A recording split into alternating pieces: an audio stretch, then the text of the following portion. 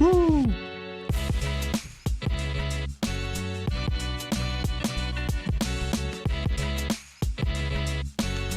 Welcome, everyone. Welcome to ThursdAI, August 22nd. I'm your host, Alex Volkov, AI evangelist with Weights and Biases, which brings you the show from week to week. And today, as I said, August 22nd, I'm excited to bring you the show this week with my co-hosts LDJ, Nisten, Wolfram, Raven Wolf, and we have a special guest today from AI21, Itai Dalmedigos. Welcome, Itai. And today we have a special announcement. And I think that AI21, this is the first place they're actually going to talk about what they announced today, which is super cool. If you're listening to ThursdAI, you're getting proper embargoed announcement. I was actually told to not say anything until the show this week, which is super exciting. But we also have a bunch of other stuff to talk about. I'm just going to super quickly say hi to the hosts, and then we're going to get with the TLDR of everything that we're going to talk about. There's quite a lot of happenings this week. Nothing huge though. No state of the art. Nisten, no state of the art this week. We didn't get GPT-7. No, if anything, they nerfed Sonnet. Everyone's complaining. I don't know what they did. I've seen this. It. Yeah. Everyone agrees, and I haven't tagged their main developer because he's been like the most helpful person out of the entire company. I don't want to put it on him, but This is extremely annoying because I've noticed it even from the AWS Bedrock API. What the heck are they're just... You finally started to trust this model, and now they start to yank it from you. It's extremely annoying. I will say this. We're used to models not changing as long, at least via the API, you talk with the pinned version. That's the promise that we get as developers from these platforms. But what we've seen on the feeds is everybody complaining that Claude was basically nerfed. And for folks who are not familiar with gaming speech, nerfed means they took whatever you used to in the game and then they changed some parameters and now the game is different. And so this is what we're getting from multiple people about Claude. Wolfram, have you experienced the same? Do you use Claude a lot? Do you notice the same? Yeah, it's my favorite model and I use it all the time, 3.5 Sonnet. And I noticed about a week and a half maybe ago, it felt as if it was nerfed a bit, but you never know because you don't know what version is it. Did it change?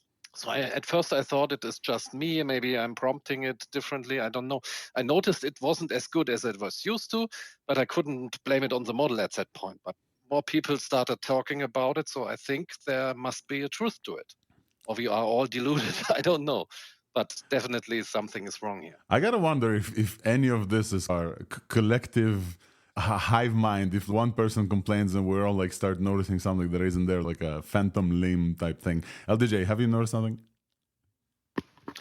Yeah, I haven't personally been using the Sonnet API myself, so I can't really comment on that. However, I have heard people talk about it, but in the actual interface on Cloud itself, I have seen definitely confirmed real screenshots of a warning that says, like, warning due to capacity issues, the Sonnet, at least in the interface, it says Sonnet is downgraded to Haiku for now.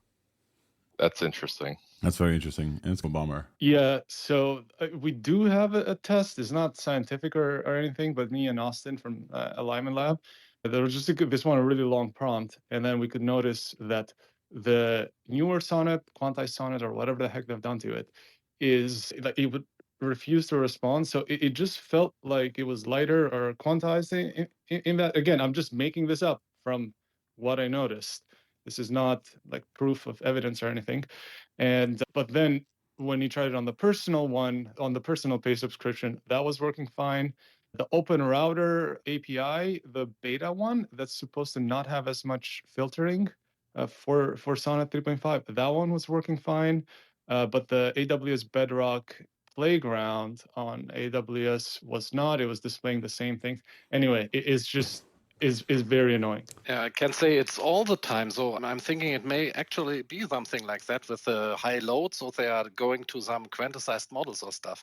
I noticed in German it was doing mistakes in the language that it never was doing. And it's not all the time. So I think it may actually be some kind of load balancing where they are going to a higher quantized version or something like that. Maybe it's that. Very interesting. Very interesting. All right. So speaking of something that could not happen, if you run your open source model yourself and you host it yourself, nobody can nerf it for you, right? Because like you host the weights. And today we have a new open source model that was released by AI21. And we're very lucky to have Itai from AI21 here. Hey, Itai, can you... Hey, Alex. Hey, guys. Happy to be here with you. Great to have you here. I will actually ask you about what you guys announced, but before this, we'll do a little TLDR of everything that we're going to talk about here on the show. And then we're going to start with open source. And then immediately after this, we're going to talk with Itai from AI21 about the new releases that they have just dropped. I'm going to do a TLDR if you just joined the space or you're listening to the podcast. Here's everything that we've talked about on August 22nd on ThursdAI. Let's do the recap.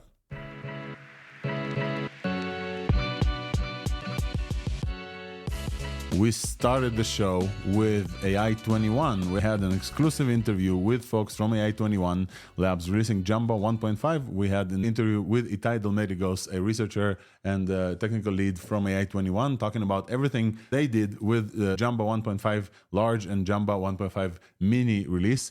It's two models with 256K context window. We've talked about the fact that they used the whole context, the whole 256, which they measured with the ruler benchmark from NVIDIA. We talked about what the ruler benchmark is. We talked about some of the benefits of the joint architecture between transformers and Mamba and how this benefits the quadratic attention problem that transformers come with.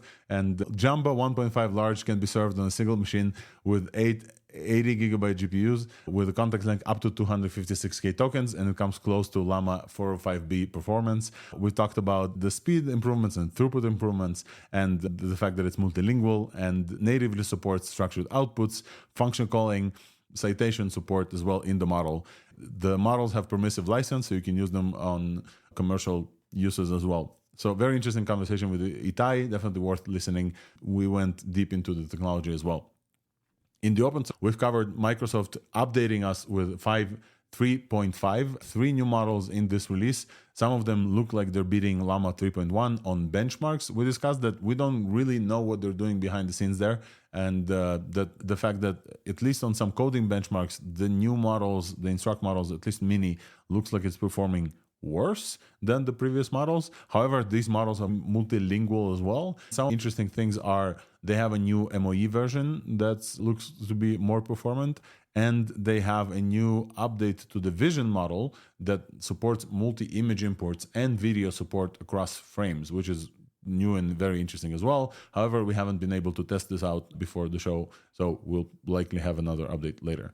An additional thing we covered is the Berkeley function calling leaderboard version 2, which is very important because many developers want to know which models are the best at calling different functions and tool use. This is great for agentic purposes. This is great for when you want to provide models with tools. And we shouted out Berkeley for providing us this leaderboard and benchmark. Claude 3.5 Sonnet is currently the leading model that gets the top score on this benchmark, 73.61. GPT-4, the original function calling GPT-4 from a year ago, 0613, gets 73.5. So the OG is still there, but it costs a lot, like $14 per million tokens. The very surprising, interesting thing from this new benchmark is that the highest open source model is called Functionary Medium 3.1, which is a fine-tune of Llama 3.1. Most of us haven't heard about this model. Shout out to the folks from MeetKai about Functionary Medium as well. NVIDIA and Mistral together released Nemo previously, and now they have pruned and distilled this into Nemo Minitron 8 billion parameter, which is a very interesting attempt. After last week, we've talked about new techniques of distilling and pruning. Mistral Nemo Minitron 8B, they call it MN Minitron. Now it outperforms Llama 3.1 8B and outperforms Mistral 7B and Gemma 7B on metrics with significantly less training tokens. For example, Llama 3.5 was trained on 15 trillion tokens. Minitron was trained with 308 billion tokens, not trillion, billion. So significantly less. Distillation is significantly faster, and it comes with a commercial license as well. And lastly, we mentioned that Cohere's new paper finally proves something we've talked about, that code improves intelligence. Code is a crucial building block for generalization beyond coding tasks. And this is now proved with the paper. We all had suspicions about this. All the fine-tuning folks here added code to the datasets, saw general improvement in intelligence, and now there's a final conclusion from Cohere about this as well. In the big companies and LLMs and APIs, we covered the Grok 2 is finally available. The full model is available on X. Before it was only Grok Mini, and now Grok 2 is available. We also mentioned OpenAI adds GPT-4 fine-tuning, and that some products actually used it for incredible results to beat SV bench to 30%, I think even 43%. Companies like Cosite Genie used synthetic data to beat SV bench with fine-tuning, and now you can too as well. It's free until September for 1 million tokens or so. In the weights and biases this week's buzz category, I mentioned that we have a hackathon coming up next month, exactly next month actually, September 21st, 22nd in San Francisco in our office. It's going to be called Judgment Day Hackathon, where we're going to build and have everybody hack on LLM as a judge attempts or LLM as judges. If you're in San Francisco, please join us and hack together with us. I'm going to add the link in the show notes as well. It's going to be very fun, very cool prizes, judges, and some surprises. And I'm going to be there to MC. And if you're in the area, definitely worth coming out for this. We also had another guest today on the show that built a very cool thing. We had Adam Cohen to talk to us about Arc, which is a completely offline device loaded with offline LLMs specifically trained for survival mode and medical information. And also this device is loaded with all the world's maps for offline use. I found it very interesting because this device comes with replaceable batteries and in a box that serves as a Faraday cage, just in case that a doomsday scenario of a solar flare or EMP device going off or something, but also for just like off the grid use case and complete privacy use case as well. Very interesting use of completely offline LLMs that I really appreciated to kickstart humanity and civilization in case something happens. In the AI Art and Diffusion section, today we celebrated 2-year anniversary from when Stable Diffusion 1.4 released in open source. And I reminisced that this was when I started my career in AI. This was the first model that I ran and got interested in AI, Stable Diffusion 1.4. This happened 2 years ago, so time flies. And this was only fitting that this is 2 years, and a lot of releases this week happened around AI Art and Diffusion, specifically version 2 of Ideogram, which is now, according to some benchmarks and user preferences, is the best image diffusion or AI art out there. It beats Flux Pro, it beats Midjourney, and you can generate pretty much every text that you want in any format, any font that you want. It looks very good. Also, very realistic looking photos and prompt adherence. They're also launching an app on iOS so you can generate images on the go. Also launching an API priced for 8 cents per image and 5 cents per turbo. So they have a turbo version of their model as well. And they have a color palette, granular color palette control. So you can provide which colors you want your image generator to output the image with, which is for branding purposes is great. So definitely looks super cool, and this is state of the art for image generation. Speaking of state of the art, Midjourney finally joins the world and is now available on midjourney.com, previously available only on Discord, including a free tier that you can now try. You get 10 image generations for Midjourney for free if you sign up for their free tier. Many folks who haven't tried Midjourney because of their Discord now can try them. I also talked about Flux, covered by Black Forest Labs, previously folks who worked on Stable Diffusion. Flux keeps getting better, cheaper, and faster. The adoption from open source is just incredible. I played with Flux LoRa trainings, so I've trained Flux on some images of my face and was able to generate memes that look like me or basically replace myself within the meme. And I shared the process of doing that within the show. So if you are interested in how to do this fairly cheaply, definitely listen to that part. It's really funny as well. And it's only possible because Flux was also released in the open source, and it's not possible with stuff like Ideogram or Midjourney. And then we capped that conversation with the video of the CEO of a company called Procreate. Procreate is a very popular iPad design app, and the CEO went viral with the video where he said that he hates generative AI. He said, I bleeping hate generative AI. He didn't go very in deep into why, but said we'll never have generative AI features in our app. This exploded. It was very divisive. We did not like this on ThursdAI, but some of the crowd who uses Procreate really like this approach. Suffice it to say that this is not the way we approach the future. And so we had a conversation about this as well. And to contrast this, I showed a video of a friend of mine, Ricky Robinette, DevRel for Cloudflare, who also went viral, where his daughter used Cursor, an AI-infused IDE, a coding environment, where his daughter used it. His 8-year-old daughter used it to build a website where she chats with Harry Potter without any knowledge of coding. She was just chatting with a chatbot inside Cursor. Cursor would just keep adding and keep coding things. She just built and deployed the full product, and the smiles on her face and some of the reactions when she was able to actually build this product are in such stark contrast to the CEO that says, I hate generative AI, were worth highlighting. And so really worth watching this video and basically getting ready for the inevitable future where generative AI is here to stay. And I think it's time for us to actually kick off and talk about the favorite subject of ThursdAI, which is open source. Let's go.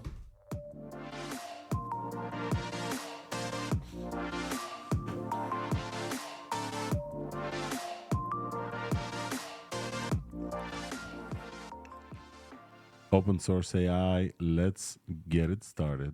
And so right off the bat, we're starting with breaking news. Breaking news, been embargoed up until an hour ago from the company called AI21. They released Jamba 1.5 large and 1.5 mini.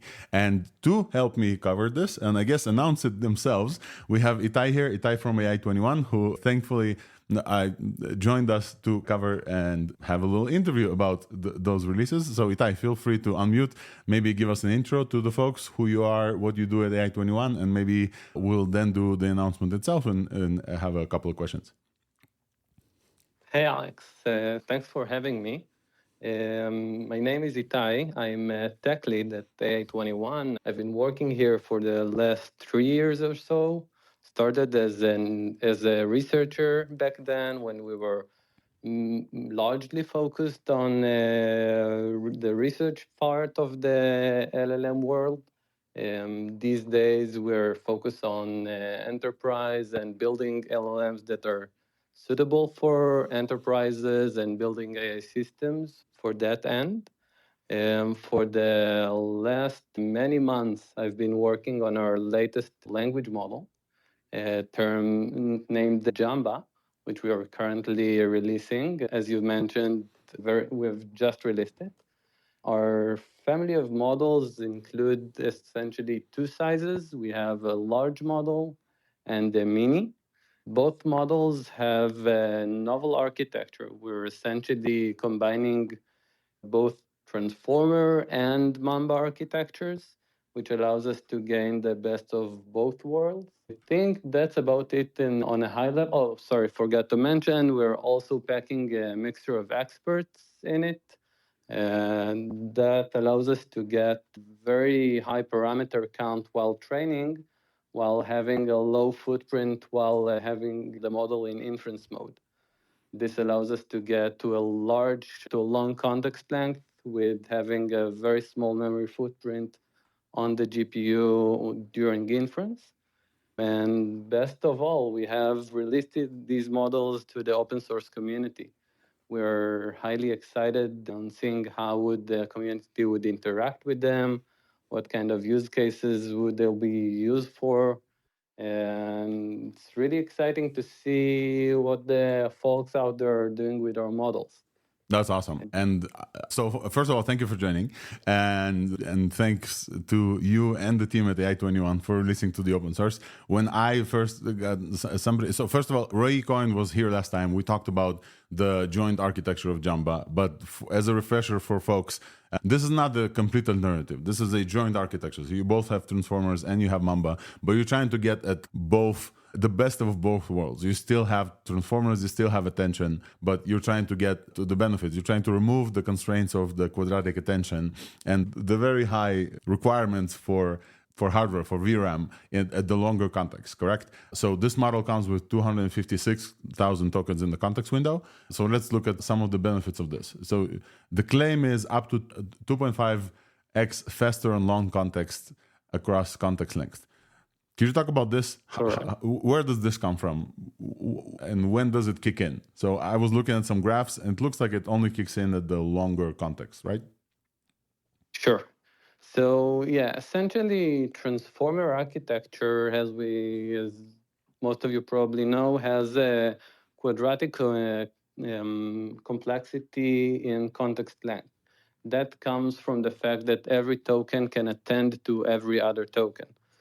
Mamba architecture is essentially a linear state model, somewhat similar in notion to good old RNNs, with several advantages on top of that, but essentially speaking, it is linearly, the time complexity of it is linear, as opposed to the quadratic of transformers.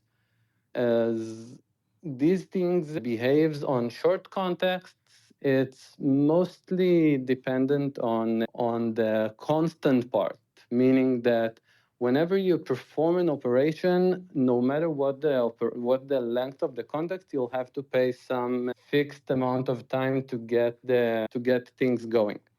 Only at some point, only for context of some length, you'll get to experience either the quadratic complexity of the long context behavior or the linear part. So essentially, when you have many layers of transformers along the model, usually 32, 48, sometimes even more than that, you get to pay the quadratic penalty many times over. And when you get to long context, it's becoming prohibitively expensive to compute. While we're able to mitigate that by having 7 out of 8 layers to be a Mamba layer, to be a linearly complex layer, where we are able to process the context very fast, even if it's a long context, and only pay the quadratic penalty for every 8th layer. So this is somewhat mitigated due to because of that. I got you. Okay, that's awesome. Thanks for explaining this. I'm also trying to read through some of the actual stuff that was delivered. So let's talk about maybe the stats also. 2 models. Large is a huge 398 billion parameters, but it's an MOE, right? So 94 billion parameter active. And the Correct. mini one, I'm trying to see, mini is a smaller one. I don't think I have the number in front of me, but mini is a smaller one, also MOE. It's 12 active and 52 total. 12 active, yeah. The additional things that I, as developers, love: the native support for structured JSON output and function calling, which everybody likes, and the citation generation. Could you talk about this? What's specific there? Because I'm pretty sure that, first of all, this is now almost a requirement for models, but also, is there anything specific that you guys built in for this model to be able to generate citations? People are using these models for RAG, and if the focus is enterprise indeed, then this is very important for these models. Of course. So as we are aiming ourselves to the enterprise, one of the main use cases used in the enterprise is the interaction between LLMs and software systems. So in contrast to user that interacts with the LLM and is able to understand out of free text what goes in, what comes out, whenever we want to be able to have the LLM as a part of a software system with many stages, these days known as agentic flows, AI systems, this thing comes with many names. We have to have the model be able to interact in a structured manner, meaning that it has to be able to get input in a structured manner, and more importantly even, to be able to get output in a structured manner. Take tool use, for instance. Say I have an API behind the scene. My company has various different endpoints, and I would like to have users to interact with these endpoints via free text. So the model is aware of what kind of API endpoints are available behind the scenes. And while a user sends his input in free text, say, how many orders have I made in the last couple of days, the model is able to transform the user query into an ad hoc call to the relevant endpoint that is available behind the scenes. That's the use case of tool use. A use case that is less known and in my mind very exciting is a citation use case where we are able to load the model with documents where the model can be loaded with many documents. We've just mentioned before we have a very long context, so we're talking about many documents, thousands of documents possibly, and have the model generate an output according to one of these documents, possibly several of these documents, in a grounded fashion, and have it output a citation of which document was the answer grounded upon. So one can imagine RAG on steroids, where we are able to have the user being pointed to the relevant document where the answer was generated from, rather than just spitting out an answer out of the infinite context that we have no way of telling where and why did it get output from.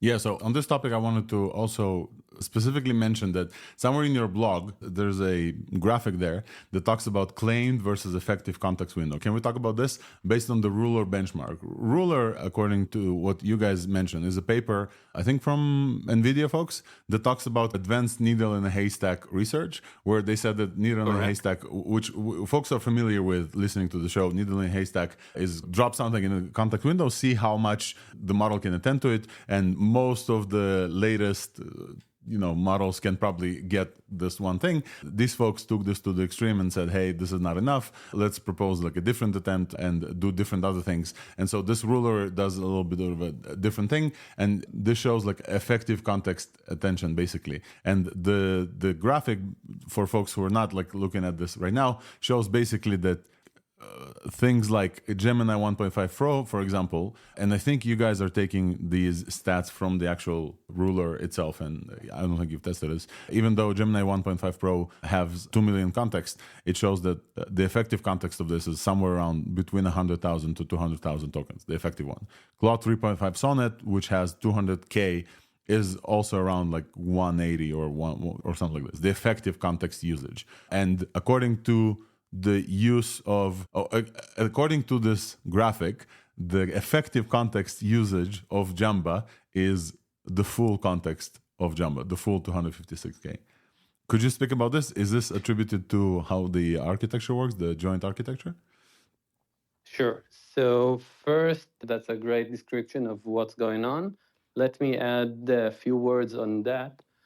The long context capability of a model can, and in my mind, should be distinguished to different stages, different layers, where one can claim his model is capable of handling long context just by being able to have the API accept long context inputs and have the model not to blow up whenever it gets a long context, which is not a trivial thing, I have to say. But then one has to ask, what the model is being measured on whenever one describes the long context capabilities. So the next stage would be a needle in a haystack task, as you mentioned, where the task is simply to retrieve a single piece of information out of a very long context, where needle in a haystack is mostly synthetic. So the task is somewhat artificial, and for sure it's very simplistic in nature.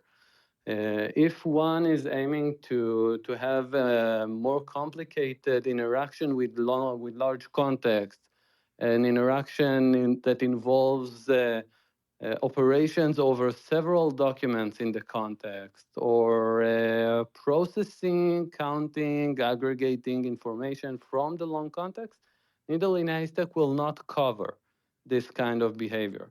For that end, NVIDIA have released the ruler benchmark, which was released several months ago. It's pretty new, that is aiming to measure more complex tasks. It's comprised of 13 tasks, if I remember correctly, of various nature, variable tracking, multiple key value tracing, and so on and so forth, where the overall agenda is to measure the model ability to process long and complicated tasks over the entirety of the context. In our mind, whenever model describes what is effective, what is long context capabilities are, it should describe what benchmark it's measured on and what tasks can be assumed on this entirety of the context. And in that regard, we're proud to say that we're fully capable to utilize our entirety of the context, the 256K tokens. What was your other question, Alex? No, this was great. This was exactly what I wanted to ask. No, the follow-up was... you asked about how the architecture allowed us to gain that capability. Yeah, assuming that the other folks are not getting the full context, the full effective context because it's transformer or anything. Yeah, why do you get the full effective context? Okay, so I cannot share much, unfortunately. What I can say is that while we were enjoying the benefit of being super fast and effective due to our Mamba layers, we were able to get full token-to-token attention from the transformer. That is crucial for long context behavior. Essentially, we were not able to. We were showing that it is not working as well for a pure Mamba architecture. That is one thing. Another thing is that due to the efficiency of the model, we were able to have many experimentation cycles over long context, which essentially translate further to cheaper inference down the road, but everything the setup was permissive for us to be able to experiment largely on the long context behavior of the model, allowing us to get to these results. That makes sense. And I think for this, what's worth to include for folks who are listening to this is that Jamba 1.5 large, the benefit on this can be served on a single machine with 8 gigabyte GPUs with context lengths up to 256K tokens. This is huge. This is like one of the benefits here. I wanted to ask you about maybe one or two last questions here before folks here on the stage will open it for questions as well. There's a new also novel quantization method there called experts int 8 that you guys mentioned. Could you speak about this? Like, how do people just decide on a new quantization method to develop it? Why did you guys decide to develop this and what's novel there? Could you give us a little bit of a hint there? Sure. So our main focus with this architecture was to have the cake and eat it too. To have as many parameters as we can during training and as little as we possibly can during inference. So as you mentioned, we're able to pack many tokens on a single GPU. This is mostly due to the fact that we are able to quantize most of our parameters. Somewhere around 80 to 90% of the parameters of the model is held in MLP matrices.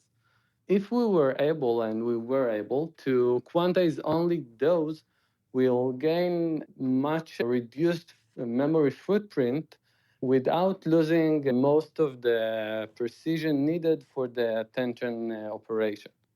So what's been done is that the MLP layers were quantized while Mamba and transformer layers were kept in B float 16 type.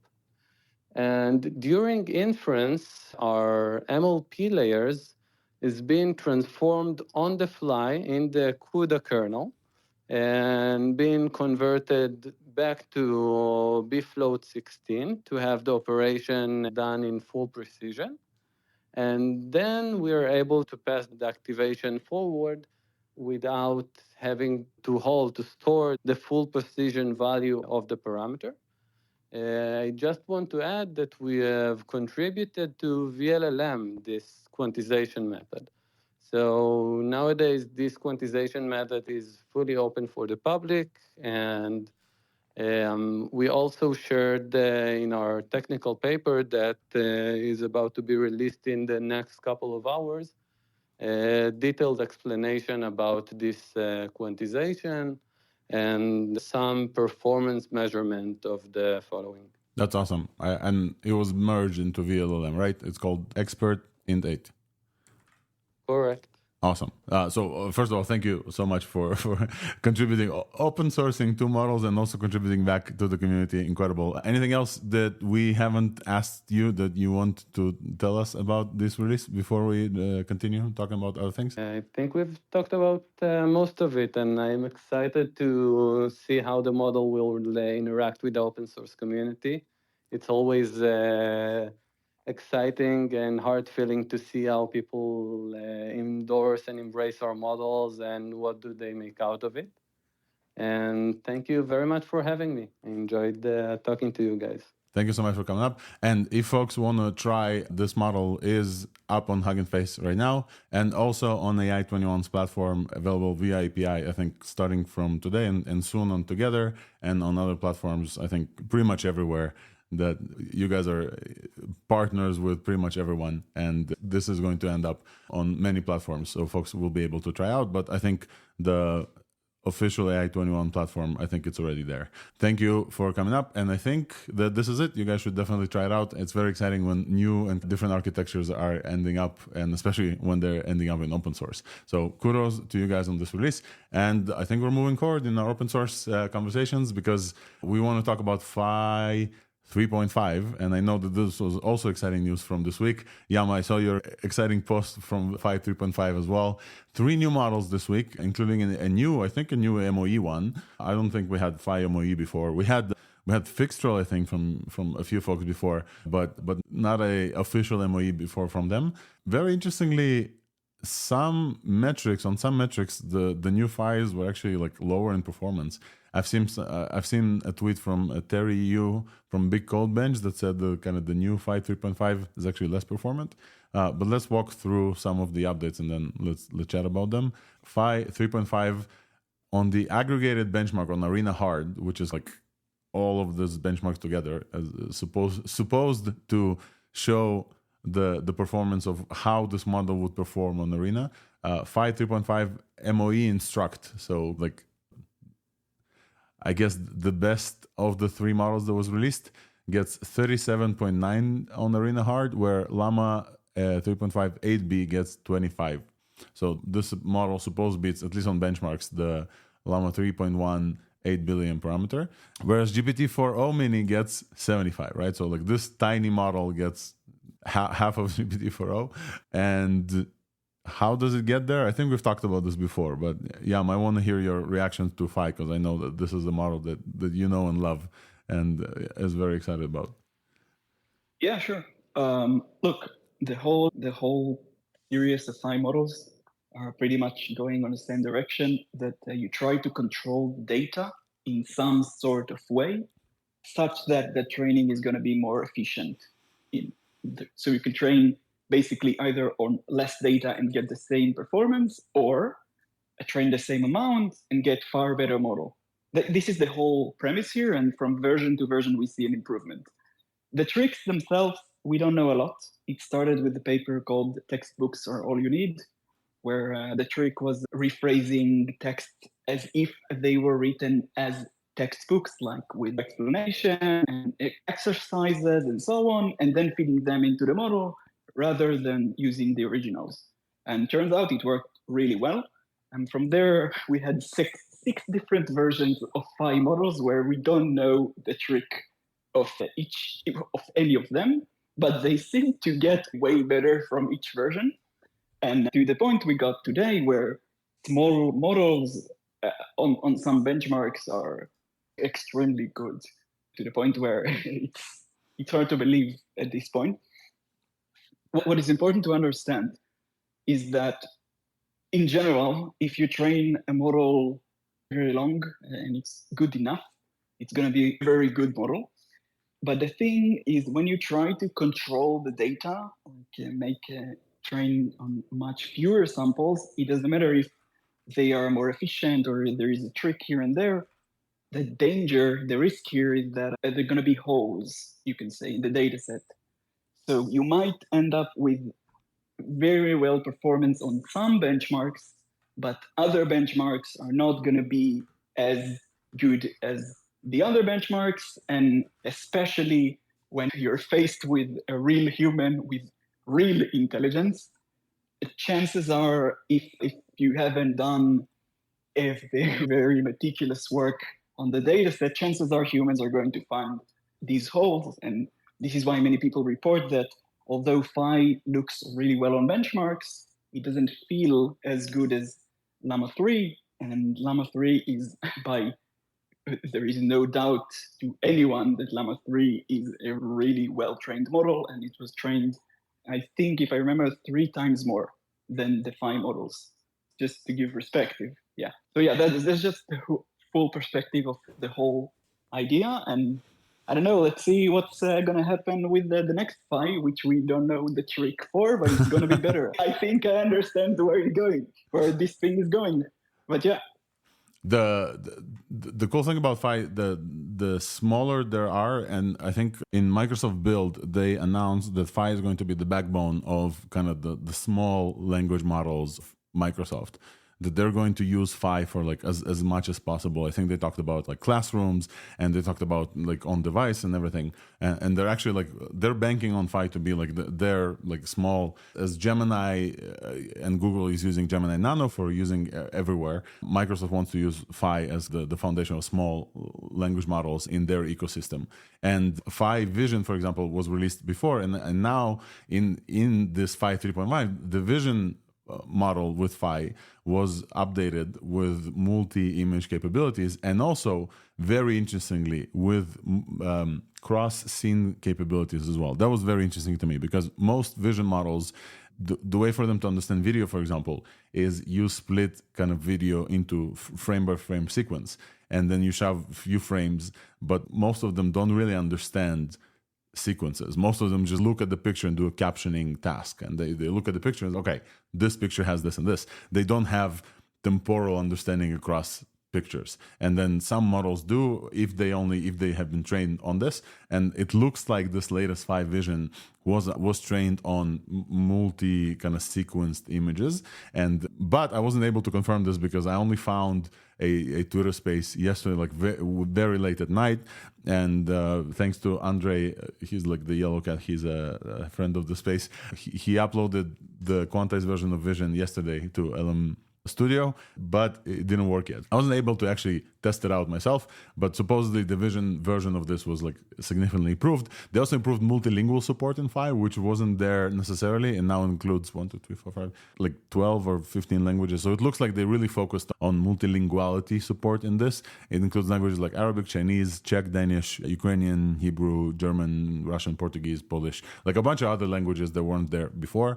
And what else is there? I wanted to ask other folks if they have tried this latest Phi and what their thoughts of, or like from the community. Wolfram, I've seen you reacting to this as well. I've seen Daniel in the audience reacting to this as well, at least from the multilinguality perspective. Wolfram, go ahead. What's your take on this latest Phi? Yeah, I didn't try it yet because it doesn't have the support in Llama CPP yet, I think, and thus not in Ollama. But I'm excited about the multilinguality. And when I tested the original Phi, it really blew my mind because such a small model was doing so well in the benchmarks. But when you talk to it, you notice it's not as persuasive, or it's not writing as well. And this is practically the opposite of other small models that are writing very well, so they appear smart, but they aren't very smart. But I think it is a smart model, and I hope the new version is writing better, so we have more than just benchmark results to use it with. Yeah. Thanks, Wolfram. And we have, if you guys remember a while ago, we've talked with Terry Zhuo from Big Code Bench. This is a benchmark that tests coding abilities that's a little bit different than human eval. They try to actually replace human eval as a benchmark for coding. And he ran the Big Code Bench on Phi Mini Instruct versus the previous Phi Mini Instruct. And this new 3.5 Phi Mini Instruct is actually gets half of the score of the previous Phi Mini of 3.1. So very interestingly, while at least on this benchmark, this at least the mini version on this benchmark is way less of a coder than the previous version. So very interesting to see. Maybe they focused on the multilinguality part, but not necessarily on the coding part. And an additional thing that I was able to find from the local Llama subreddit, where folks are discovering all kinds of things, that the Phi 3.5 is very safe. And the literal quote from somebody there says, "This is one of the most censored models to date. Very safe, very effective. It will not answer anything, even a little bit more offensive, resist training as well." So if that's something that's very interesting to many, obviously, enterprises, that's good, because a very small model, probably not a lot of room there to keep it very safe. So for many folks, maybe this is very interesting. So new MOE version, new vision models with multi-image and video support, which is great for a small model. And what else is there? And I think that's pretty much it on Phi. Anything? Oh, MIT license, folks. That's like the most important thing. You can do whatever you want with this model. Phi originally came out with the weird license, and then they changed it. They rolled it back and changed it to MIT. So you can do whatever you want with Phi, which is incredible. Shout out to Microsoft, everybody there who works on this model, which I think reminds me, we didn't mention on AI21 Jamba, the actual license is on Jamba was permissive. So I think you can use this. They have a specific license, but unless you're a company with, I think it's less than 50 million in ARR, you can use this for commercial license as well, just as a follow-up. Anything else on Phi, folks, or are we moving forward? Looks like moving forward. Yeah? Okay. Next thing I want to talk about in open source, even though it's been an hour, but we have an interview, so we can continue.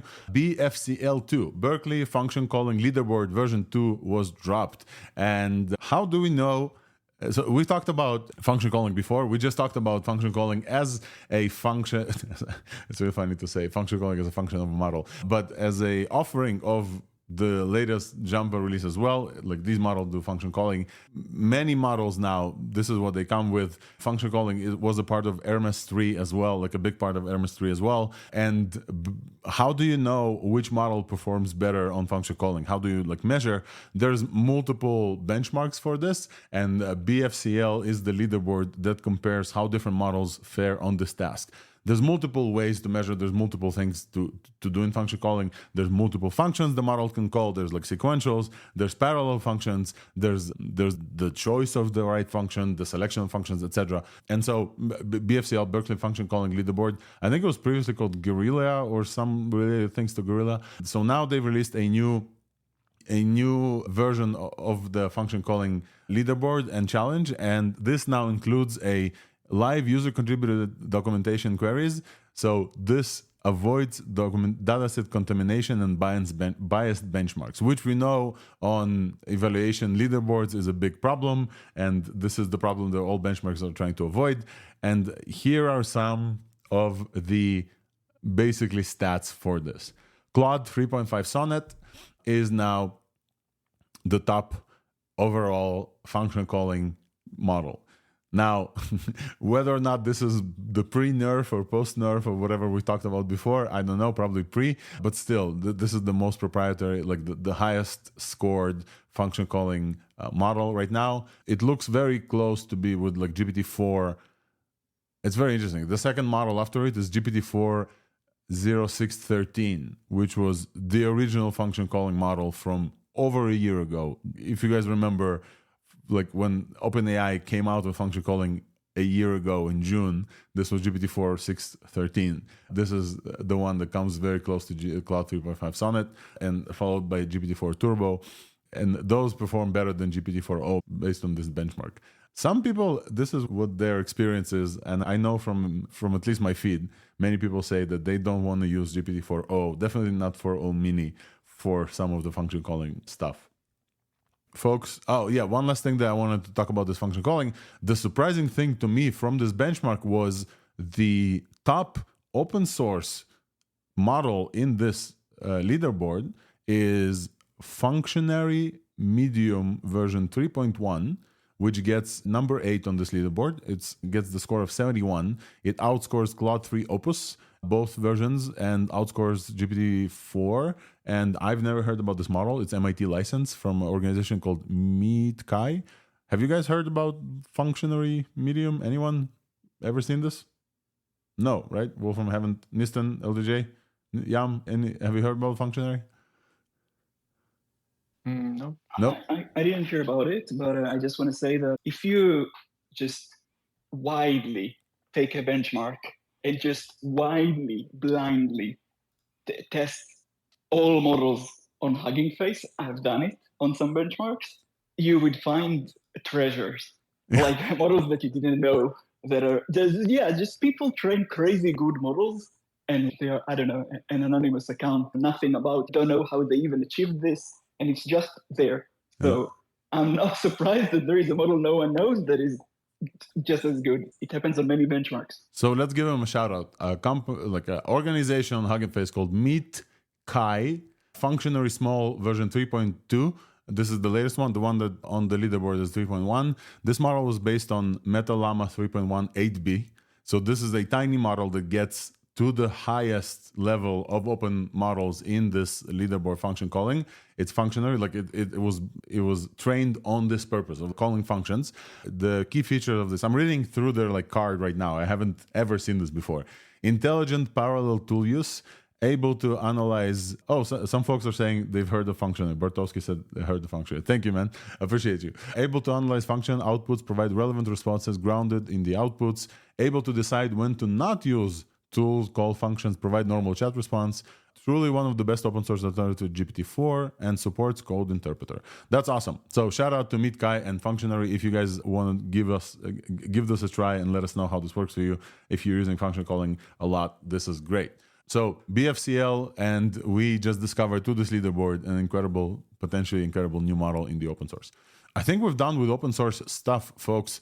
And the other stuff I wanted to cover super quick, I'm just going to run through them without covering, is NVIDIA just released a new model called NeMo Minitron.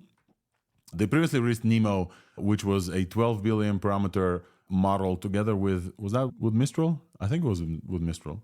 Yeah, it was. And last week we've talked about their new kind of work with distillation and pruning. And so they use this new work with distillation and pruning to take this mini NeMo 12B and prune it down to 8 billion parameter with this work.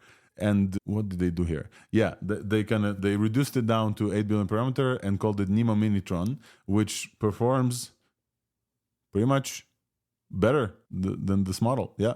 No, it performs a little bit worse, but in the same range. But outperforms Llama 3.5, 8 billion parameter, outperforms Mistral 7B and Gemma 7B, which is quite cool. So they basically distilled their 12 billion parameter model into the 8 billion parameter model. So instead of training it from scratch up to 8 billion, they took the 12 billion and pruned it down to 8 billion. And then they outperform Llama 3.5, 8 billion parameter, which is pretty cool. So we're already seeing results of their work of this distillation. So the Nemotron is surprisingly very popular on OpenRouter. People are using it for work stuff, it seems. So this is, it's not going to show up as the best or anything in benchmarks, but I see a lot of people are using it in production. I don't know for what, but it's pretty high up in the API use. So it's worth taking a look at it. Yeah. Commercial use as well with permissive license. They fine-tuned the teacher with 100 billion tokens before distillation. And then, focused on pruning the MLP embedded dimension. That's pretty cool. Last thing, I think that's pretty much it. Besides the last fact that we talked about this multiple times. Adding code in the data set improves intelligence. And Cohere released a paper finally proving that this is an actual thing. And this is the quote. And we've talked about this on ThursdAI. We mentioned this, LDJ. Across settings, this is the quote. Across settings, we find the consistent results. Code is crucial for building block for generalization for beyond coding tasks. The addition for code results in up to relative increase of 8.2% in natural language reasoning, 4.2% in world knowledge, 6.6% in improvement in generative win rates, and 12x boost in code performance respectively. So basically, This is great. Go ahead, Yam. Conspiracy theory confirmed. Code improves models. This is 2 years of a conspiracy theory that everyone was conspiring all over the internet, and we finally have a final solution for this. Currently code improves models. I just want to say I went deep into the paper. Code absolutely improves models. There is no doubt. All I'm saying is that part of this improvement, I don't think that everything, is also because of the diversity of the data, because you included the code, and code is diverse is different from natural texts. You also get a much more diverse data set. So I do think that there is future work to be done to just understand what exactly is the part of the code, like how much of a percentage is it code. And let's say, for instance, if you use a different language, just a different language and not code in the same manner, how much will the model improve? Because this is diverse data set as well. And it's going to be interesting. So I think absolutely important. No one understands or know why it works. Why is it that code improves things? I can speculate. No one knows. We nearly know nothing about how specific data influence models, but it's great to see. 2 years waiting for this. Yep, finally we got it. Nissan, go ahead. Yeah, there was something very interesting when the first MedPalm, the medical model from Google, came out. After that, when GPT 3.5 was out and GPT 4 came out, there was one medical model, I think from a university in Denmark, which was a special project. And that was trained not on GPT 4, but it was trained on Codex. And at the time, it was actually outperforming GPT 4 in medical reasoning. So there was like this brief, weird period of time where they did this one experiment, and they were showing that training on top of coding models, even though you're not doing any coding at all, actually was pretty beneficial. So it's stuff we've known, but it's really good now to get a very nice paper on it. Yep. All right, folks, I think we've gotten to the end of the open source discussion. We're going to talk about what's new with weights and biases this week. This is a corner that I call This Week's Buzz, and I definitely want to invite all of you to our hackathon in San Francisco. So if you're in San Francisco or around the Bay Area and you want to join us in our hackathon, please do. In September 21st, 22nd, we're going to host folks in our office in San Francisco. I'm going to be there. Many of our folks are going to be there as well to hack on trying to build LLM judges as much as possible and to create the best ones as much as possible.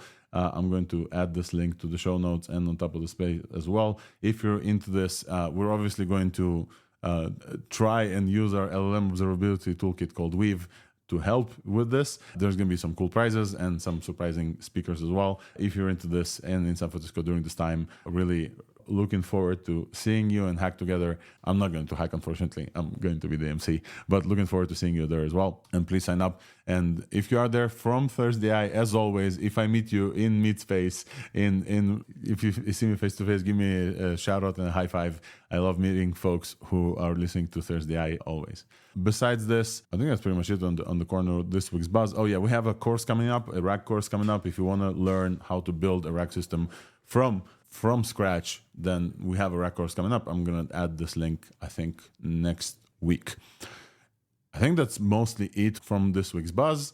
And let's talk about big companies, LLMs, and APIs. And then we have a guest that we're going to talk about something cool that they've built that I really wanted to chat about. Big companies, LLMs, there hasn't been a huge release from anyone this week, which is good. Give us a moment to breathe, folks. There's no GPT-5 or whatever. There's no nothing. Finally, we got access to Grok 2. Previously, last week, we got access to Grok 2 Mini via X. Grok 2 was finally released this week, and it's pretty cool. I don't know, folks, you had a chance to use this. I've asked it for some code questions. The cool things that I found about this, and I actually posted a kind of a tweet about this. Let me go and actually find this tweet and pin this. There was a recent release of Lex Friedman's podcast with Peter Levels. And some of you maybe know who Peter Levels is. And if you don't know, he's like this indie hacker's messiah. Everybody loves them. But the cool thing about Grok, and I think one of the one of the best features of Grok as a product, not as an LLM, is its access to X as a platform and the ability to get real-time information from the platform X. And this is not necessarily related to Grok 2, but this was like my attempt at using this once Grok 2 was released. I tried to use this by asking Grok, hey, what was the last Lex Fridman podcast guest and what was his handle on X? And so I'm going to add this thread of mine, because what I wanted to do then afterwards is say, hey, what other model has real-time information like this? Because what happened was Lex Fridman dropped this podcast information on X, but also I think on YouTube immediately and then somewhere else. And I really wanted to know like which other AI search or AI model, whatever, has real-time information like this. And so I went and searched everywhere. So I used obviously Google, but I also used Perplexity and SearchGPT and ChatGPT itself and Gemini and all of the searches as well. There's Kagi search. The one that I forgot was Hugging Face. Apparently Hugging Face chat has search built in as well, so it did okay as well. So if you're interested in seeing how like different chats perform with real time, you can go in that thread that I added. So Grok performed well, but they have a home court advantage, right? Lex Fridman posted a tweet. Grok has real time information, so it performed well. ChatGPT actually performed very well. I was very surprised. ChatGPT, not the search GPT, ChatGPT itself went and got me the right information. Search GPT failed. Literally, the thing that they were supposed to do, GPT, every time I refreshed, gave me a different answer. This was like crazy. Like literally, I refreshed, different answer. Perplexity kind of failed as well. Google obviously was, not obviously, Google was supposed to give me the right thing, failed. You're more than welcome to browse through some of the results. Question for you folks in the audience: if you know of any other LLM that has real-time info. Oh, Bing failed as well, which was super weird because ChatGPT is supposed to use Bing. At least in my head, this is the backbone of their search. Probably they already have different other partnerships because they did give me the right info. But if you are aware of things that I didn't test that have real-time info access, LLMs, please let me know. Mistral doesn't have any. Claude, Anthropic doesn't have any. If you are aware of any other search engines, etc., please let me know. I tried u.com. I tried Kagi search. The CEO of another search company gave me also something else. So if you're aware of something else, let me know. It was very interesting. But besides this, Grok 2 also is like the more advanced model. It's a GPT-4 level model. It can give you code, can give you other things. The system prompt for it was leaked as well. It looks ridiculous. Pliny the prompter was leaking the system prompt of it. It has some stuff like, hey, act as a funny dude, the Hitchhiker's Guide to the Galaxy, blah, blah, blah, blah. Folks on the stage, have you chatted with Grok 2 at all? What's your take on this model, on this product as well? It's pretty out there. Yeah, mainly through just using it for free through the LM Arena, because you can just chat on it there. That's true. For free. And some people have had good luck with it finding different solutions to problems. One of them was from Art AI. He dropped it in there. Again, it does feel like it's a very large model and it is somewhat slow, but it is, if you have a piece of code that's just not doing it on Sonnet or wherever else you drop it, it is actually worth dropping it into Grok and just seeing what it comes up with, because it was coming up with different solutions. And one of them did end up working. So it's not bad. It's getting like on par with the other ones. Yeah, and the rumor is, or at least the attempt is that the next one is going to beat the other ones. Wolfram, any take on Grok? It finally got to where you are, right? Yeah, I was surprised when the new popped up and I could use it. Yeah, it's not fully uncensored. I did some tests, so it still has some restrictions, but it worked with my Amy character. And yeah, there's also the fun mode you can enable. So the prompt that Pinelli appeared a bit as if it was for the fun mode, maybe. The hitchhiker character or something. Yeah. So I don't think that is in the normal prompt. It worked very well. And yeah, it's great. I really hope that we get another open source release, because the first one really poofed. Nobody cared for it. It wasn't very good. But if the mini were released, Elon, that would be nice. Not super interesting updates in the big companies' LLMs. It is pretty cool that you can now fine-tune GPT-4o, at least to compare it to different things. So OpenAI adds GPT-4o fine-tuning as a service. And not only that, it gives it to you for free now. So now you can do up to 1 million tokens in fine-tuning for free, which is around $25. I looked, it's around $25 of value in fine-tuning. They did show that how much it can, how much performance it can get. Let me go and find the actual quote. I think it's from Latent Space. Yeah, let me go find this 1 second. If you fine tune with billions of tokens, you can do some crazy things. A shout out to our friends at Latent Space, Swix and Alessio. They just interviewed the folks from the Cosine Genie. Genie achieved the highest Swebench score in existence right now, Swebench verified. They did this by fine tuning GPT with billions of tokens of synthetic data. They achieved the Swebench score of above 30. So they're now like the state of the art on Swebench. And they did this by fine tuning GPT-4o with synthetic tokens. So you can get really far with this. And so while we are very bullish on open source as well, if you are considering what to do, you can now test GPT-4o fine tuning versus, I don't know, Llama 70B fine tuning, for example, because now OpenAI now allowed you to do this. Previously, it wasn't possible. So this was from this week as well. Some Google AI API updates, they are now allowing way bigger PDFs there and a lot of free tokens that they give you. And that's all. The only other thing I wanted to talk about is advanced voice mode. But before this, I want to talk about something cool that I saw, and the author of it is here with us. And so I want to be mindful of their time as well. But I think you guys will find it super cool. So I want to welcome Adam. Adam, hopefully you can now speak with us as well. Can you unmute and just say hi to the folks?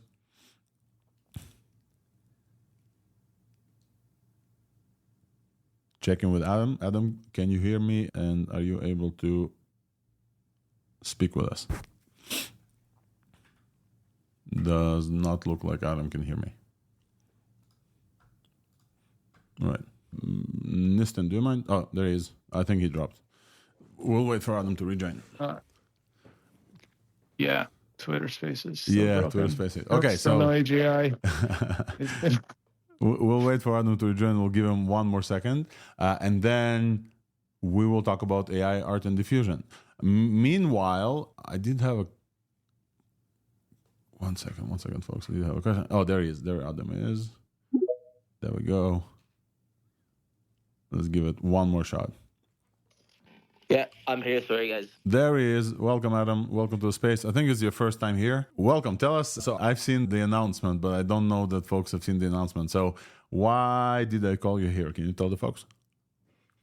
Yeah, I understand. So I'm building a product called the Arc, which is basically an offline, off-grid, an AI device.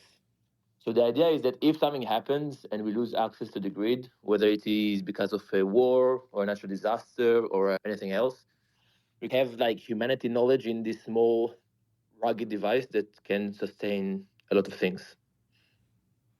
Putting aside the doomerism of it all and the preppiness of it all, I find it super cool that humanity will go forward if anything happens. Tell us about what's in this ruggedness of the device and what is the doomsday scenario that it looks forward to solving. Yeah, not only doomsday. I think I've been to Sequoia National Park a few weeks ago, and I took it with me. And in a lot of areas there, you don't have signal. So it's useful for outdoor recreation activities as well, if you go for a long hike. But essentially, you have on the device, you have like few small LLMs that each is trained on like specific knowledge. So one is really good at answering medical questions. Another one is really good at survival skills. You also have maps of the entire world.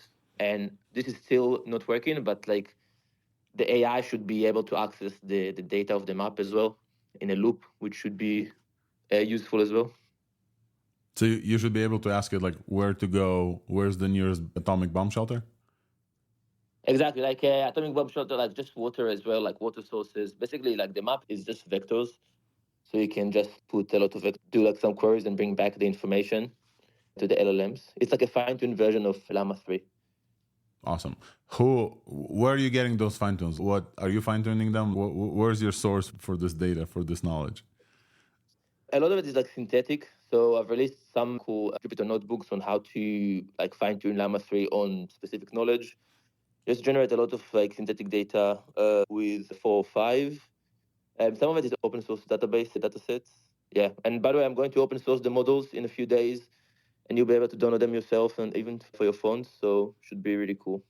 That's awesome. The reason I got excited about this is because we talk about this all the time here on the podcast. Hey, you can download a lot of the world's knowledge distilled into this file and then store it on a thumb drive somewhere.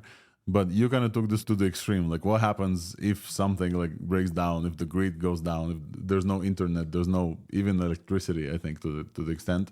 Because I think that there's also a solar charger involved or something, right?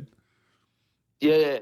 So basically, like the device comes in like in a box, and everything that the box is basically self-sustained. So it has like solar panels to charge it, like a few other batteries to replace if something like happens to the battery. But again, not going down the doomsday scenario. We're going to make an app as well that should be available on app stores in a few days, where you can freely just download the models to your iPhone. So if you have iPhone 15 or 14, you can really run Llama 3 8 billion parameters so easily. It runs, I would say, around up to 10 tokens per second sometimes. It's really good. And I think for most people, by the way, like those open source models, like my mom, my sister, like people who are not technical and don't need the models to generate code, they are really good for like general questions as well. Yeah, that's dope. So you're saying that like folks would use this even just like without internet? This is the target audience? Yeah, I mean, like the target audience is like the name of the company is like the privacy and sovereignty company. So the focus really is basically privacy as well. I think running your own models is very important. I see we have Ray here, who's helping Exo Labs, which are doing like an amazing job with distributed compute on existing hardware. I've been trying to build a small JSON cluster that you can run, so you can run 70 billion parameters for $1,500, but it's still in the making. I think it's really hard to convince people yet, but I think it will be so important for people to run their own models. I'm recognizing a few names here that I know they have nice GPU clusters in their home. Yum, I'm sure you have this huge one there.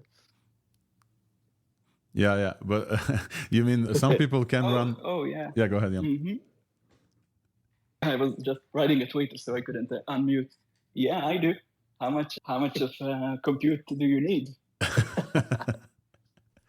But I want to focus on the device itself because I found the use case really cool. Like the use case really cool. Rugged device, the box itself. I think you called it like a Faraday cage as well. So just in case like a solar flare of unseen proportions takes everything out, this could also. Could you explain what a Faraday cage as a concept is? Yeah, basically solar flare or EMP bombs that are still fairly theoretical, but might exist in modern warfare. Basically, those kind of things can destroy electronics from far away. I think the biggest one, like a solar flare that happened like maybe 100 years ago, ruined some like electricity grid in the US.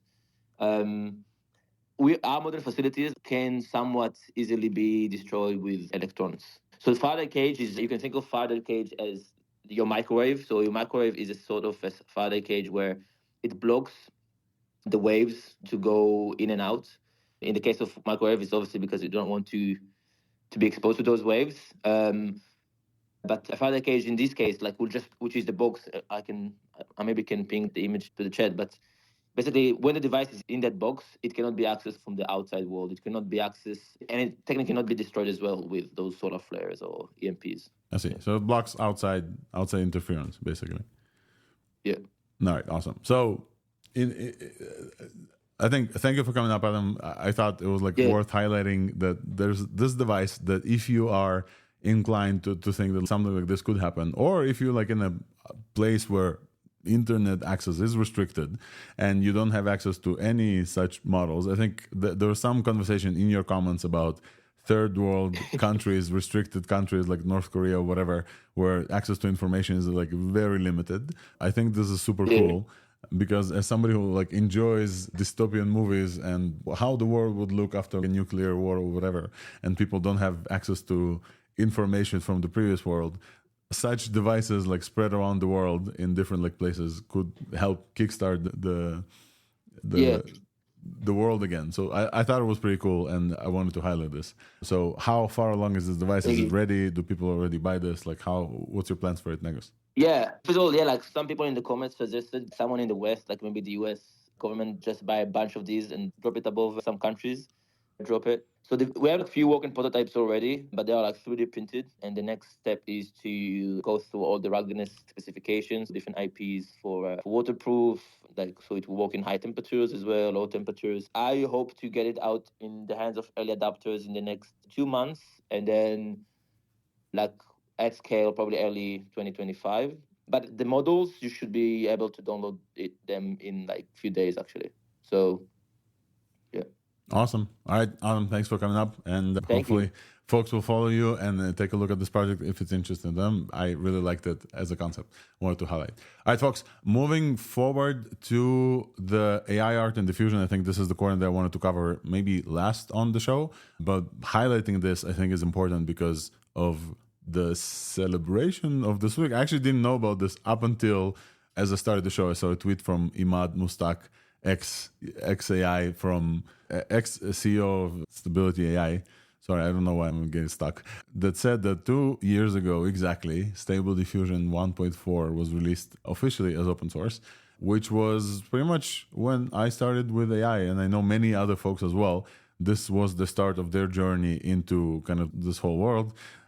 Many other like ML practitioners are here and like scoffing this up. This is you newbies, like AI was here before this whole thing. But at least for me, this is like when I first like actually was able to run any models, and I think this started the kickoff. It's hard for me to believe that this has only been 2 years ago. And also it's hard to believe because like right now when you generate an image with Stable Diffusion 1.4, which you can still do because of open source, you can still download this model and still runs. You look at the outputs of that, which looked so cool back then, and they look like absolute slop and like very crappy outputs right now compared to what we have from something like Flux. And in the span of 2 years, we get something like very incredible. So it's really awesome to be able to like in that week of 2-year celebration from the kickoff of the whole open source thing to talk about the launches of this week. So let's talk about the launches of this week. Ideogram, which is a startup we talked about multiple times before.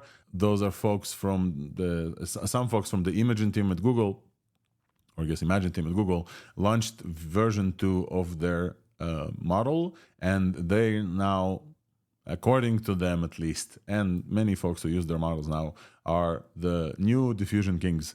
Their generations look to beat the latest Midjourney, the latest Flux, even the Pro versions, and pretty much anything else. Incredible text performance. Really, if you want to generate anything that looks like that has text on it, you should give Ideogram a spin. They have, I think, 10 generations free, so very easy to give it a try. I think since the beginning they had a free tier that was very generous. I often just went in there to just generate some stuff. Realism looks very good as well. I just pinned it to the top of the space if you haven't checked it as well.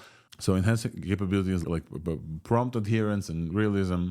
They have a comparison on their blog. Let me go and take a look. They have a comparison on their blog in terms of just they show some generations to some people.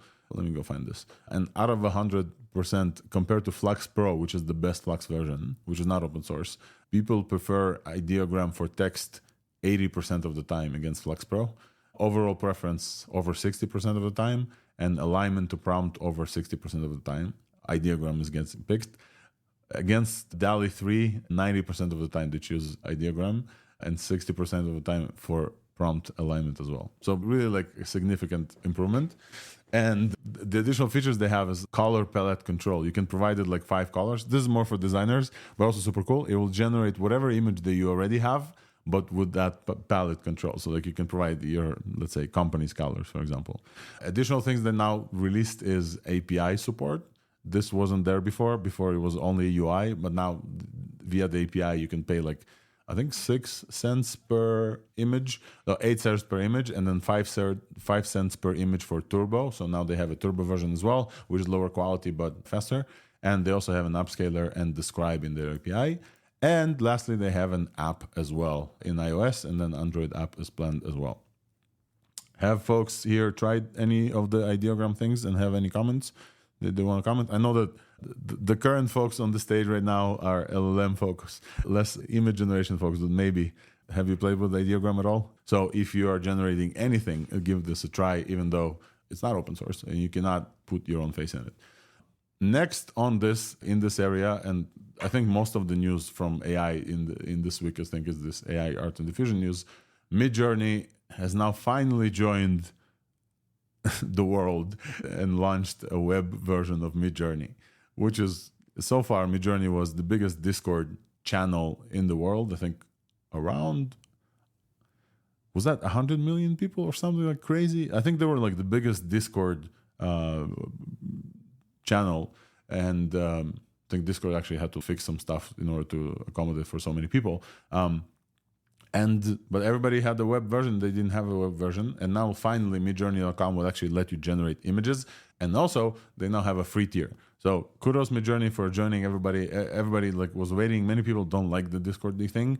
The benefit of being on Discord, and I think they were successful in this, is that you see what other people generate. This was a huge thing in Stable Diffusion that kind of went away with the web version when they released the open source as well. Before Stable Diffusion released the actual model, the beta version of this would happen actually in Discord. You would see what people generate, you would learn for their prompts, and you would take their prompts, you would remix their prompts. This is also what Ideogram has on their web. Midjourney has this as well. They have a chat-ish interface in their web. That's why they kept folks in their Discord, so people can see from other people what they use, and everybody learns together as a community. And now they have this on the website as well. Go ahead, Nishan.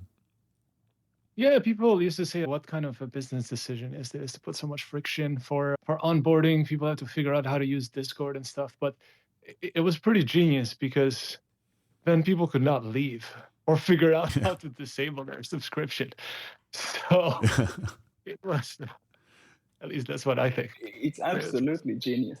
Absolutely genius. I can't believe they pulled it off, and it just works. Yep. You get people that have no idea what Discord is, but they just went through all the hoops just to get to Midjourney. This is the power of you got a good product. This is what happens.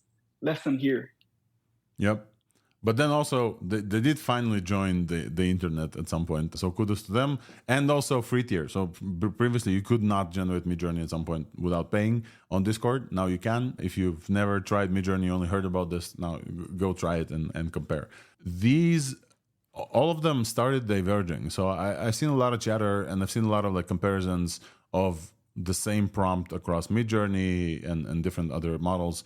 It looks like they started diverging. Midjourney has a bunch of tools that others don't have, like stylistic things. It looks like right now just throwing a prompt into a diffusion model image generator across different things is not already comparing apples to apples, because all of them have different abilities. So it does look like there's a different kind of learning curve to all of them, and Midjourney definitely has a bunch of those that I didn't follow because I never paid for Midjourney or never went in their Discord after a while. What else in here? Yeah, I wanted to talk about Flux, and I wanted to show you let me see if I can find this super quick, because this was very weird to me. And some of you follow me maybe have seen this, because I was caught very much surprised by this. Or this I'm going to add. Over the weekend, I played with Flux LoRa's. For those not super familiar, we talk about LoRa's from kind of the LLM perspective of fine-tuning with LoRa, low-rank adaptation method of basically not using that much compute in order to fine-tune a model. But LoRa's, I don't know if they came from the diffusion world, but definitely were used and are used from like fine-tuning diffusion models on specific concepts or people, and have been used in this world like significantly since Stable Diffusion was open sourced. And I've been covering this a little bit, but then recently, this weekend, I've been actually doing this for Flux, and I really recommend everybody to actually try this on their own. I've pinned the thread where I actually did this with surprising results to the top of the space. Here's like a very simple way to do this. It doesn't cost that much. There's 3 places you can do it. You can do it on fal.ai, you can do it on replicate.com, and you can do it on astria.ai as well. If you follow Peter Levels, one of his startups is photoai.com. He does this on Replicate, I believe, and he uses Dream Booth. There's other methods. You basically, all you need is, I think, around $4. I think on Replicate you can do it actually for free if you follow some other AI influencers on YouTube and their promo codes. But basically what you need is 4 to 6 to 10 images. You upload them, you run this process, and then the fine tuner will spit out a .safe tensors file of around 100 megabytes or so. And then you are able to then generate Flux images with your keyword being whatever you decide. Once you generate, you decide on which keyword. Mine was my nickname, Altrain. You can decide on like man, woman, name, whatever. And then you basically add a prompt with your name, and then you get your face into the generation. Or your style. You can do a style, you can add your cat, you can, whatever you think that the model doesn't have in its training, you can add. The very surprising and interesting thing is the model will put your face on every face in the photo. So if you're using something like image to image, if you upload an image and say, hey, put me instead of that person, it will work. If you look at the pinned tweet, you'll see that the Afghan refugee girl, the very famous photograph, that's me instead of her, and that kind of worked. But then if you scroll down, you'll see that I tried to place myself in the Situation Room when they executed, or like when they caught bin Laden, and it put me instead of all of the people in the Situation Room when I was very surprised. And the surprises kept happening down the thread. I will let you see the surprises yourself. But basically, something there with Flux is that they use this LoRa, and then all of the people in those pictures you get replaced with. The process is very simple, but I think what I wanted to highlight is not necessarily the process tutorial itself. I wanted to highlight the fact that unlike Midjourney and unlike Ideogram, which looks incredible and text is incredible, the reason why we all love open source is exactly this, what I'm describing. The things that I'm describing right now, the LoRa training, the control net stuff, the image to image stuff, like all of these things, they were built for Stable Diffusion. And now they've been retrained for Flux super quick. It's been, 3 weeks since Flux was released? They've been retrained, and now they all work. The same LoRa libraries and LoRa like galleries, for example, Civit.ai. If you're not familiar, Civit.ai is like one of the largest kind of LoRa galleries out there, where you can like both train but also like download and see different LoRas. They all now support Flux as well, like super quick. You can mix different LoRas as well, so you can take your face and take a LoRa that somebody trained on character or a style of anime or whatever, and you can mix LoRas and you can put your face in an anime style, or a Lego LoRa, for example.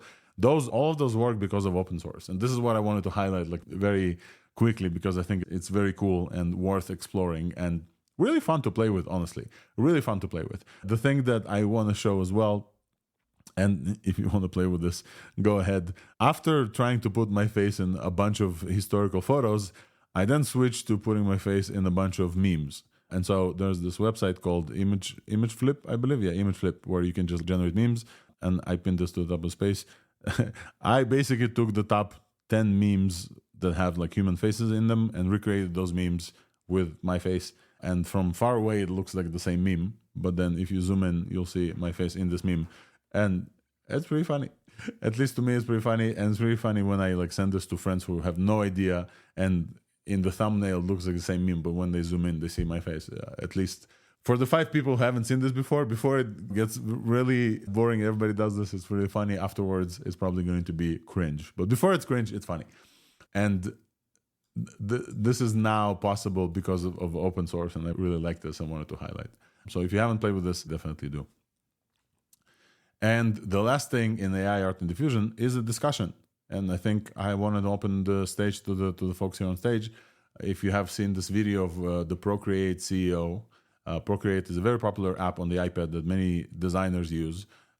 He went public with the video. If you haven't seen this video, Procreate CEO basically came up and said, hey, I'm not a public person. I let our products speak for themselves. But many people asked us are we going to train on generative AI on our users' outputs or whatever, and basically said, I fucking hate generative AI. They bleeped the fucking, but he said, I bleeping hate generative AI. We will never use it. It will never come to our products. And a lot of people quoted him and said, yeah, this is awesome. This is awesome. Many people from our community said, very interesting tactic. Let's see how it works for them. I wanted to hear from folks here on stage what they think about this tactic for Procreate, because I know that definitely this is an interesting approach that they take. I think it could be good from the standpoint of the overall idea of, I didn't read up too much on it, but essentially their stance is like they want to have their software more created around having humans use it and things along those lines, right? Like an overall philosophy of that. Yeah, sorry, go ahead. Look, there is one way. Look, there is one thing to say that we support creativity or human creativity, or even saying that humans are capable of much more than generative AI, which is true. But there is a completely different thing banning it as a tool, or like dismissing it as a tool to be used by humans. And I think this is a huge mistake. So yeah, I think that's a yeah, mistake as well. yeah, it just feels like an emotional decision. Many people are angry about those things, and many of these people might be users, you can say. It might appeal to this type of users, but I think that people that are, I don't know, upset with generative AI just don't take in consideration that it's just a tool, that they can use it themselves to augment their own creativity and capability. Yeah, of course, it can do a lot of things, 100%. But if you can do a lot of things and it can do a lot of things, you are the one that getting all the benefits. So I really don't see why people are so upset by a tool given to them. They can use themselves to do many more of the things that they are already doing. I don't know. I don't understand the whole thing in general, I must say. Yeah, I think the situation is I'm not in support of them going that far with this philosophy and going as far as saying that this can't be used for that. But I do think that there could be room for at least a company framing or Procreate framing themselves in the direction of like more walk and less talk, in the sense of actually try and come up with better, more novel ways that your Apple or your software can actually empower, maybe like use AI in ways that where it's not generating images, but like maybe goes to their desires of like a Dino, for example, like outlining things. Like I think a lot of video editors at this point, like in things like After Effects and Photoshop, there's a bunch of AI tools, I guess you can call them, that assist video editors and photo editors now with a bunch of workflows that were way more difficult even 5-10 years ago. And I think a lot of them don't even realize that is AI, but I don't know, there's just so much that AI can be used right now to like in the back end just improve the productivity of artists a lot. And I think there's just a lot that they could be doing that they're not, and instead trying to frame this almost political thing. Feels marketerial as well. Go ahead, Wolfram. Yeah, so there are two issues here. One is AI a good tool for creatives? And there has been a lot said about this, so I don't even want to get into it. I think I would be preaching to the choir here. But the other thing is, if a CEO of a company is acting like that and saying it's bleeped out artificial or generative AI, so that is creating tension that shouldn't be there. So he could use his position like Apple did. They did it in a specific way because I think a lot of their audience is also a little less enthusiastic about AI. So they called it not artificial AI, it's Apple AI, Apple Intelligence AI. And now here another guy who is explicitly staking the flames and creating tension with that statement instead of trying to bridge the gap. He's creating more walls. That is a bit disappointing, of course. Yeah, absolutely. I think definitely, folks here on stage, we have one outlook.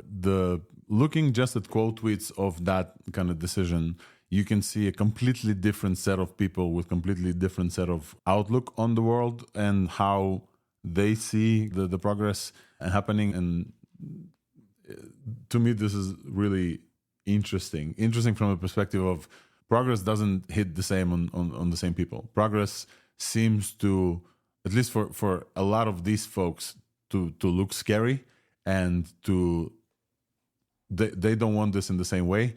And I don't know. I really wanted to chat about this because at least some of this looks like a marketing decision, because I know for a fact that like many of their users now, first of all, many people decided to now pay for Procreate probably because of this decision, but many of them will stay with Procreate and don't go with Adobe, for example, because obviously in this area, in the creative tools, everybody competes against Adobe. Figma, whatever, they all compete against Adobe. Adobe is still the juggernaut there. Adobe has a lot of generative AI features. They have their own models, Firefly, that they work on. And this is definitely like at least an attempt, at least a little bit of a marketing attempt.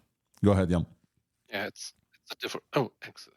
Yeah, go ahead. I just want to say it's a differentiation move. So from the CEO point and for the others, we have seen those things with progress all the time, where when the bicycle was invented, when books were invented, or when the photography came out, always there were people who were calling it a bad thing and it's not real art and stuff like that when it's about talking about photography or digital art. So that's human nature, and they may never change, but the next generation will just take it as a natural thing. Go ahead, Yam. Look, I think that, of course, you're going to get a different response here and over there, 100%. What I'm saying is that it's important to take into consideration that the audience here also knows something that I'm not sure everybody else understands. We just know what is inevitable to happen. So it doesn't really matter what you think or feel about something. You don't have to like it, but you have to recognize that things are going to go somewhere, and maybe at least be prepared or adjust there. We don't have to like it, okay? But we for sure understand that it goes there. And I think it's important to say this. And this is, I don't know, I think that opinion would have been different if people would, internalize that, okay, it's going there, let's make it right. It doesn't matter how, but it's going there. Let's just make it right, make the best of it. And I think it's much more healthy in the discussion. I agree with you completely, obviously. And this is the reason for my title being AI Evangelist. I want to help people see what the change is about. And thankfully, I have many people who are listening from week to week and understanding that like not all changes are scary. And the reason to not fear change is maybe to understand it a little bit. And this is the reason for ThursdAI. And so I appreciate everybody helping me understand the change. But also, this is a great segue to the next thing that this is essentially inevitable. If you look to the top of the space, there's a video that went mega viral from Ricky Robinette from Cloudflare, where his 8-year-old daughter built a website in 45 minutes by basically just writing things into Cursor. Cursor is, we've talked about Cursor. Cursor is a clone of VS Code with AI, with Claude 3.5. This is an 8-minute video, I think, or 10-minute video where she was typing for 45 minutes. He was just doing a supercut. She's 8 years old. She does not know how to code. She was just typing things in there. If you haven't seen this video, please watch it. It's really something. And obviously, Ricky is a developer advocate for Cloudflare. She uses Hono, their like framework, etc. So this is definitely like promoting Cloudflare, and shout out to them. I really love Cloudflare. But you should watch this video to understand what's going on and what's happening, because she does not know how to code. And at the end, she had a product ready, deployed, that she could talk to. And it was just incredible. It's really worth watching and to seeing like where we're going. Go ahead, Yam. We all need to talk about Cursor. So after the space, if anyone is interested, let's have an after party space where we talk about Cursor and coding AI. We all need to talk about it. We had one last week. Exploding this week. Yeah, you missed it. About this. We started the explosion, I think, last week. Last week, me and Matt Schumer, we went like super deep into Cursor, into all the tips and tricks and the composer, like all of it. But yeah, like we can definitely talk about this. All right, so we need to have an after party space somewhere in the weekend. let's talk about Cursor and unofficial, like I'm what down. everybody's using and so on and so forth. I'm just saying, you mentioned it and it was just exploding this whole week. So we need to talk about it. So this video could have been one of the reasons why, definitely. Speaking of Cursor, Nistan, go ahead. I'm afraid I've gone the Turkish father route, and I just use Vim and Llama CPP in conversation mode now. I just copy paste between the two. I use Z for sometimes. Look, I got a lot to say, but let's just do it in a different space and talk exactly about that. What exactly do you use? Just okay. I can go on. We can talk about Z. We can talk about Vim. Let's put those conversations aside. I just want to highlight the fact that an 8-year-old can build a product by just typing things. And I think that's incredible. And the look on her face when things work, when she asks for like glasses or whatever, with no understanding of HTML, no understanding of like text, whatever. It just it feels so great. And I like the contrast of her face achieving something with generative AI versus the dude saying, I fucking hate this whole field of new capabilities in humanity. The contrast to me is so stark, where it just feels disingenuous on his part while just like missing this capability in humanity. And I'd rather focus on her shiny face enjoying the new capabilities in humanity versus his negativity take on I hate this progress, whatever, because of whatever. So this is my take. This is what I wanted to end the space on. And we definitely need to talk about Cursor and different tools for coding. Yeah, absolutely. All right, folks, I think this is what I wanted to end on. If you haven't seen this video, it's 8 minutes. It's really worth your time. It's going to be added to the show notes as always. And so this is everything that we've covered on ThursdAI for August 22nd. It was a great week. I really hope that you enjoyed this episode as well. And I really want to thank Nistan, Jan Pelek, LDJ, Wolfram. I really want to thank our guests today, Itai and Adam as well, for joining and giving us a deep dive into the things that they've gave us a deep dive into. And I really want to thank everybody who joined us in the audience, who listens from week to week, who is subscribed to the newsletter and listens on the podcast as well. And I think this was it for this week. If you missed any part of the show, feel free to subscribe to the newsletter or the podcast. And with that, we'll see you here next week. Cheers, everyone.